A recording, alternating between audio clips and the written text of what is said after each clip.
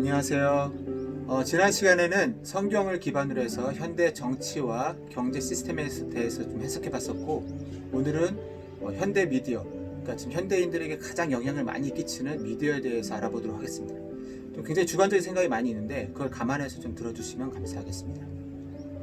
기존의 이제 역사를 봤었을 때 지금 그 성경 그 예수님에 대한 복음이 그 전도와 이제 선교를 통해서 전 세계적으로 펼쳐졌고, 그 시스템이 지난 시간에 봤던 현대 정치와 경제 시스템이 전 세계적으로 구축이 됐어요.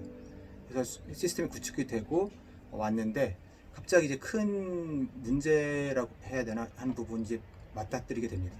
그 1980년대 이후에 TV, 컬러 TV라든지 인터넷이 보급되면서 이제 미디어의 영향력이 예전보다 훨씬 커지게 됐어요. 그전에는 이제 목사님이라든지 선교사분들이 이제 와서 얘기를 하면은 굉장히 그게 마음에 깊이 받아들여지고 하게 됐는데, 지금은 그 선교사님들이나 목사님들의 말씀 복음보다도 눈으로 딱 보여지는 영상 미디어, 그러니까 TV 아니면 뭐 영화를 보면서 그 각인되는 그 양이라든지 그 깊이가 이제 완전 차이가 나게 되는 거죠. 거의 뭐 따라갈 수 없을 정도로 거기에 자본과 기술이 집중되고, 그리고 그걸로 어떻게 하면 사람들을 더욱더 뭐 재밌게 할 수 있을까, 그런 노력을 많이 하잖아요. 그걸 통해서 아예 사람들의 눈과 귀를 이제 사로잡는 현대 미디어가 지금의 현대인의 생활에 아주 기본 베이스로 자리 잡게 되었습니다. 그러면서 이제 서구 기독교도 이제 붕괴 현상이 일어나게 되는 거죠. 이거를 좀 더 이제 좀 표현을 하자면, 현대 미디어의 특징은 뭐냐면, 전체 사람들의 어떤 능력을 기준으로 세웠을 때 그 능력의 기준이 권력이 될 수가 있고, 아니면 기술, 자본, 그리고 뭐 아름다움이라든지 건강, 그리고 스포츠, 뭐 요즘에 축구 선수도 굉장히 인기가 많죠. 이러한 잣대로 이제 기준으로 줄을 세울 수 있습니다. 줄을 세워 보면 뭐 피라미드 형태라든지 아니면 가우시안 분포가 이제 될 수가 있어요. 보통 가우시안 분포가 있겠지만 이제 표현하기 편하기 위해서 피라미드 구조로 이제 표현했는데, 이 상위 1%에 대해서 집중적으로 이제 매스미디어가 이제 그 표현해 주는 거죠. 왜냐면 상위 1%의 그 엄청난 능력을 보면서 사람들이 대리 만족을 한다든지 즐거움을 있을 수 있는 거예요. 평범한 내 옆에 있는 모습을 봤을 때는 그냥 평범해서 별로 관심이 안 들기 때문에, 어떻게든 뛰어난 사람들을 찾아서 그 뛰어난 사람들을 혹은 뛰어난 기술을 통해서 그걸 포장하고 이제 표현하는 거죠. 그러면서 이제 아이돌 우상들이 이제 탄생하게 됩니다. 뭐 여러 가지 영화를 통해서 또 우주를 다루는 그런 영화를 통해서 아주 지경이 굉장히 넓혀지게 되는 거죠. 그래서 특징적인 뭐냐면, 예수님도 이제 당연히 이 미디어에 표현되게 되는데, 워낙에 많은 미디어가 있다 보니까 예수님이 어떻게 되냐면, 여러 재미있는 이야기들 중에 뭔가 한 가지 정도에 되는, 그냥 그 일부적인 이야기처럼 보여지고 그런 포션이 되는 거예요. 그래서 이제 사람들은 그 중에 뭐 하나 정도 다 알고 있으니까 뭐 굳이 내가 더 알 필요는 없을 것 같고, 또 다른 재밌는 게 있는데, 그런 식이 되는 거죠. 그래서 현대 미디어를 통해서 우리 사람들은 거의 24시간을 이제 세뇌받고 교육을 받게 됩니다.